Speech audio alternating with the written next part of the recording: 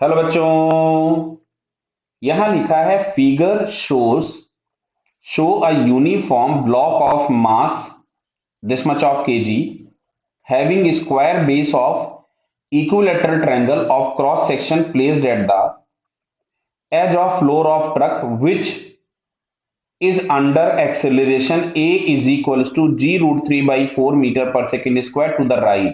ठीक है। horizontal force F on the apex of the triangle F is just enough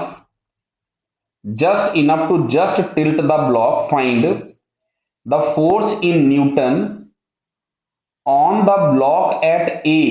इस point पे निकालना है when the block is in contact with the step edge when F is applied। Clear है। अगर हम लोग फोर्स F अप्लाई कर रहे हैं तो देखिए इसका थोड़ा सा एक बड़ा डायग्राम मैं आपको पहले बना के दिखाता हूं जिससे मैं सारे के सारे फोर्सेस को अच्छे से बना पाऊं।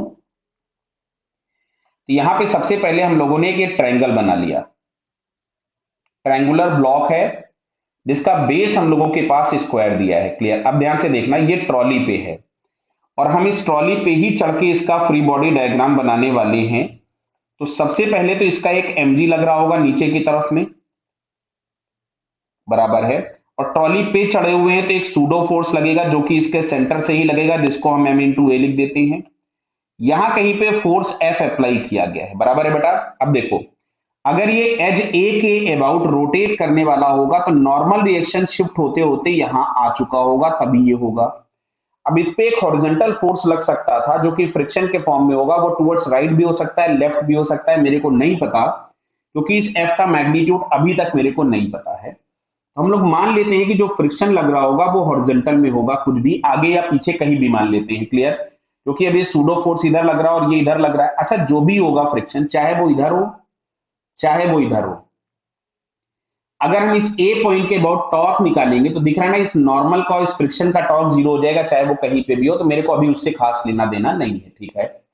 अच्छा, इसका साइड लेंथ अगर हम लोग कुछ भी ले लेते हैं, मान लीजिए एल, तो अब देखो इस पॉइंट के अबाउट अगर हम टॉर्क निकालेंगे तो जो एफ का टॉर्क है बेटा, वो इसको क्लॉकवाइज रोटेट कराने की कोशिश करेगा। ध्यान से देखिएगा, mg का टॉर्क एंटी क्लॉकवाइज और इस ma का टॉर्क भी एंटी क्लॉकवाइज। क्लियर है क्या। तो अब अगर हम लोग f का टॉर्क लिखें तो f इंटू परपेंडिकुलर डिस्टेंस, आप सभी लोगों को पता है, becomes l root 3/2 is equals to mg का टॉर्क के लिए परपेंडिकुलर डिस्टेंस हो गई l/2। अच्छा, ma के लिए जो परपेंडिकुलर डिस्टेंस होगी वो ये वाली होगी। समझ में आ रहा है बेटा, ये और ये डिस्टेंस कितनी होगी, तो m इंटू ए, तो ये डिस्टेंस होगा l रूट 3/2 टोटल डिस्टेंस होती है, और ये वाली जो डिस्टेंस होगी वो उसका 1/3 होती है। बेटा पता है आपको, ये जो वर्टेक्स से लेके यहां तक का डिस्टेंस होगा वो l रूट 3/2, और ये वाला जो पार्ट होता है this is 1/3 of l root 3/2। Clear. तो अब एक काम करते हैं, इसको हम यहां से सबसे पहले सारे 2 उड़ा देते हैं, नीचे दिख रहे हैं। क्लियर है। अच्छा, सारे l भी गायब कर देते हैं एक बार। अब इस इक्वेशन को अगर हम लोग दोबारा लिखें तो यहां से हम लोगों के पास मिल रहा है ये f root 3 is equals to mg plus ma root 3/3।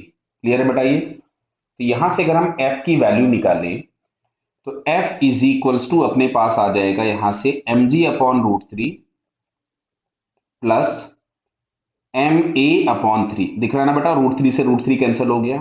अब सुनो, अच्छा मान लेते हैं इधर हॉरिजॉन्टल में कोई भी एक फोर्स लग रहा है F, और अगर हम इसी ट्रॉली पे चढ़ के या ट्रक पे चढ़ के फ्री बॉडी डायग्राम बनाए, ये जो फोर्स है और ये जो फोर्स है, इन दोनों का सम ये सूडो के बराबर होगा। क्लियर है क्या बेटा।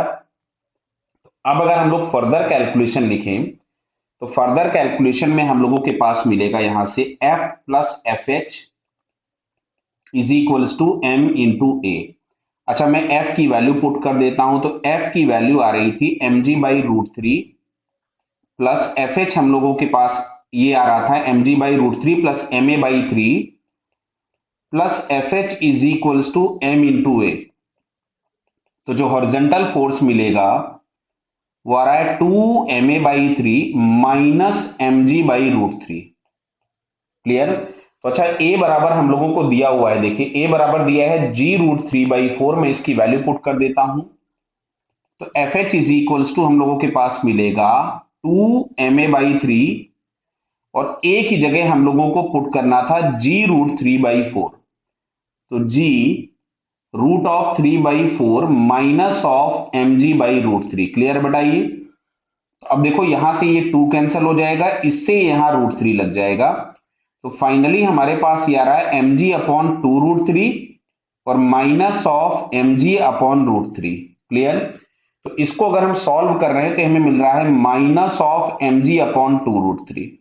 अच्छा, निगेटिव मिलने का मीनिंग केवल और केवल क्या है समझिए कि जो डायरेक्शन हमने इसकी ले ली थी वो डायरेक्शन इसके जस्ट क्या होगी, अपोजिट। अब सुनो, तो ए पे लगने वाला फोर्स देखा गया था, तो mg और नॉर्मल आपस में बैलेंस होंगे, तो ए पे लगने वाला वर्टिकल में नॉर्मल है और हॉरिजॉन्टल में FH है।